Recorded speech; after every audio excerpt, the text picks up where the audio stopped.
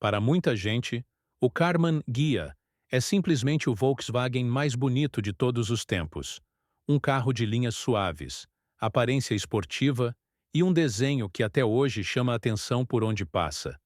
Mas o que quase ninguém percebe é que por trás dessa carroceria de inspiração italiana, ele escondia uma mecânica extremamente simples, praticamente a mesma de um Fusca.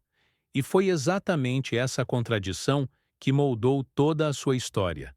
Para entender por que esse carro causou tanto impacto, é preciso voltar a uma época em que a Volkswagen era conhecida por fazer carros robustos, confiáveis e acessíveis, mas sem qualquer preocupação com luxo ou esportividade. Por isso, parecia quase impossível imaginar a marca lançando um modelo pensado primeiro para impressionar pelo visual. Quando o Karmann Ghia surgiu, ele quebrou essa lógica, trazendo um design desenvolvido pelo estúdio italiano Ghia, com carroceria produzida pela alemã Karmann, enquanto a Volkswagen ficava responsável pela base mecânica, criando uma combinação incomum que fazia o carro parecer caro mesmo sem realmente ser, e que despertava curiosidade por onde passava.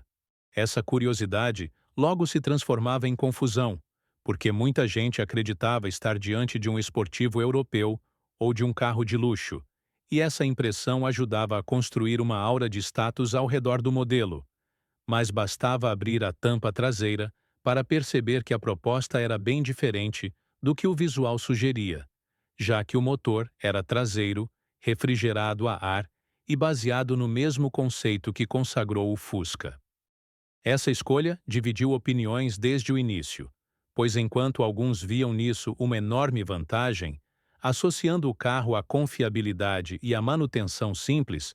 outros sentiam uma certa frustração ao perceber que o desempenho não acompanhava o desenho elegante. E foi nesse contraste entre aparência e realidade que o Karmann Ghia começou a ocupar um espaço estranho dentro da própria Volkswagen.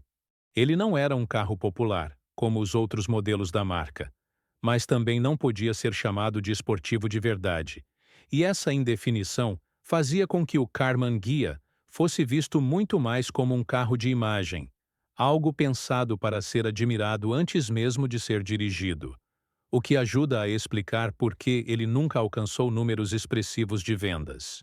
Essa percepção ficou ainda mais forte no Brasil, onde o Karmann Ghia se transformou em símbolo de status, um Volkswagen que fugia completamente do padrão popular da marca, sendo desejado por poucos e admirado por muitos, reforçando a ideia de que ele era mais um objeto de desejo do que um carro pensado para o dia a dia. Com o passar do tempo, no entanto, a forma como o Karmann Ghia era enxergado começou a mudar, porque aquilo que antes parecia uma limitação passou a ser visto como uma qualidade, já que a mecânica simples facilitava a manutenção e a restauração, enquanto o design envelheceu de maneira impressionante, tornando o carro cada vez mais valorizado. Essa mudança de percepção fez com que o Karmann Ghia deixasse de ser apenas um modelo curioso da Volkswagen e passasse a ser reconhecido como um ícone de design, procurado por colecionadores e entusiastas, não apenas pelo que ele foi em sua época, mas principalmente pelo que ele representa hoje. No fim das contas, o Karmann Ghia nunca foi o mais rápido, nem o mais vendido,